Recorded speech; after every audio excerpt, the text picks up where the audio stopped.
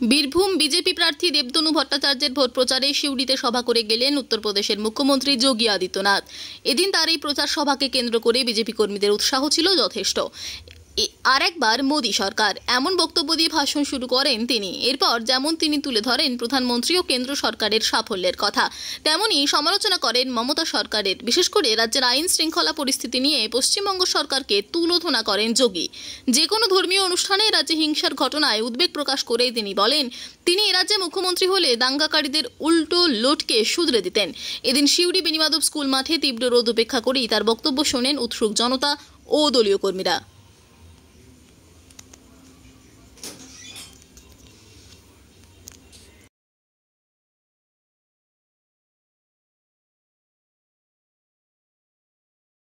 कहने के लिए आया हूं बहनों भाइयों, केवल भारतीय जनता पार्टी है और मोदी जी हैं जो सुख दुख में आपके साथ हमेशा खड़े होने वाले हैं, हर स्थिति में खड़े होने वाले हैं।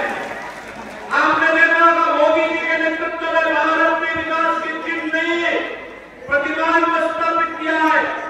आज दुनिया के अंदर भारत का सम्मान बढ़ा, भारत की सीमाएं सुरक्षित हुई है। कांग्रेस नेतृत्व की सरकार थी, पाकिस्तान परस्त आतंकवादी भारत की सीमा का अतिक्रमण करते हुए भारत में आते थे, जगह जगह को विस्फोट करते थे। आज मोदी जी के नेतृत्व की सरकार में आप देखे होंगे, आपको आतंकवादी घटनाएं नहीं घटित होती। মোদিজি কাগজ নিয়ে এসে প্রমাণ দিলেন না কেন? কেন্দ্রের টাকা তৃণমূলেরা খাচ্ছে, যোগের এই মন্তব্যের পাল্টা বক্তব্য দিলেন শতাব্দী রায়। বীরভূমের সিউড়িতে বিজেপি প্রার্থী দেবতনু ভট্টাচার্যের সমর্থনে আয়োজিত এক জনসভায় উত্তরপ্রদেশের মুখ্যমন্ত্রী যোগী আদিত্যনাথ তার বক্তব্যে বলেন, কেন্দ্র বিভিন্ন প্রকল্পের জন্য যেসব টাকা পাঠাচ্ছে সেগুলো সাধারণ মানুষ পাচ্ছে না, সেসব টাকা তৃণমূলেরা হাতিয়ে নিচ্ছে। রাজনগরে তৃণমূল প্রার্থী শতাব্দী রায়কে এই বিষয়ে প্রশ্ন করা হলে তিনি বলেন, যোগীজি কাগজ নিয়ে এসে প্রমাণ দিলেন না কেন? তিনি তো উত্তরপ্রদেশের মুখ্যমন্ত্রী, তার তো সুযোগ ছিল এদিন বলার। আমরা যা কথা বলি তা প্রমাণ দিয়ে বলি, ওদের যা বলার তা প্রমাণ দিয়ে বলুক। মঙ্গলবার রাজনগরের বিভিন্ন অঞ্চলে নির্বাচনী প্রচার করেন গতবারের বিজয়ী প্রার্থী শতাব্দী রায়। রাজনগর ব্লক তৃণমূল কংগ্রেসের সভাপতি সুকুমার সাধু সহ অন্যান্য তৃণমূল নেতৃত্বদের সাথে নিয়ে এই তীব্র দাবদাহকে উপেক্ষা করে রাজনগরের বিভিন্ন প্রান্তে নির্বাচনী প্রচার চালান সারাদিন ধরে। সাংবাদিকের মুখোমুখি হয়ে শতাব্দী রায় আর কি বললেন আসুন শুনে নিই। অসুস্থ আছেন, আপনি কি মনে করেন আপনার লড়াইটা কি সহজ হয়ে গেল? না না, আগে থেকে সহজ ছিল। কোনো কারণে অসুস্থতার জন্য তার সুস্থ হওয়া কামনা করি।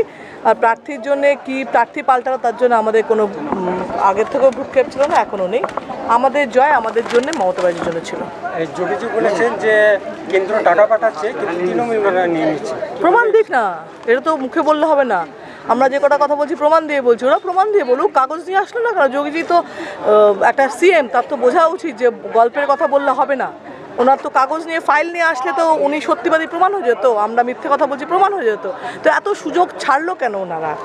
এই রাজ্যে জয় শ্রীরাম বললে তাদের গ্রেপ্তার করা হয়, যোগীজি বলছে। আপনারা দেখেছেন না কাউকে গ্রেপ্তার করতে? দেখেছেন কি? তাহলে তা যোগীজি উত্তর আমাকে দিতে হবে কেন? ওনাকে বলুন। উনি বরঞ্চ ওখানে গিয়ে প্রেমিক প্রেমিকাদের মারধর করে, উনি জেলে পাঠান, উনি মন্দির রাখার জন্য মসজিদ ভাঙেন, এগুলো উনি করেন। ওনার রাজ্যে হয়, আমাদের রাজ্যে হয়।